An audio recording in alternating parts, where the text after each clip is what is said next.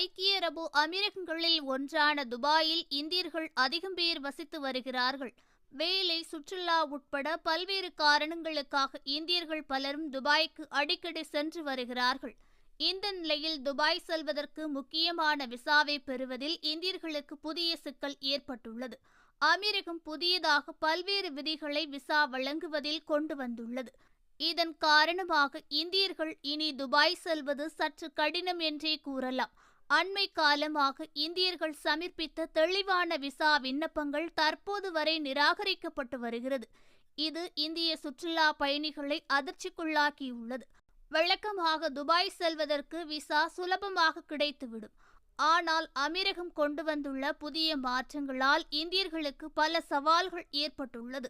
அதன்படி புதிய விதிகளின் கீழ் அமீரகம் அதாவது துபாய் வரும் சுற்றுலா பயணிகள் தாங்கள் தங்க உள்ள ஹோட்டல் முன்பதிவு தகவல் மற்றும் இந்தியா திரும்பும் ரிட்டன் டிக்கெட் ஆவணங்களை கண்டிப்பாக சமர்ப்பிக்க வேண்டும் என கூறப்பட்டுள்ளது.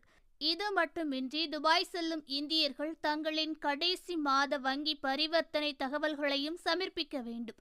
குறைந்தபட்சம் 50,000 சேமிப்பு வைத்திருக்க வேண்டும் என கூறப்பட்டுள்ளது.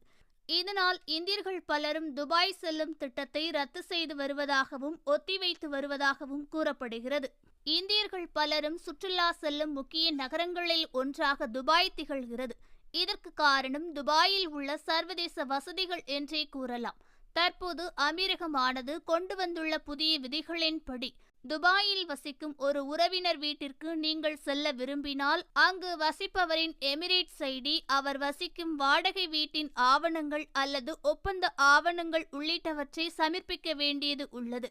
அண்மையில் இந்தியர்கள் பலரது விசா விண்ணப்பங்கள் அதிரடியாக நிராகரிக்கப்பட்டது. இதற்கு காரணம் அவர்கள் துபாயில் தங்கும் விடுதி அல்லது ரிட்டன் டிக்கெட் நகல் சமர்ப்பிக்காதது என்றும் கூறப்படுகிறது.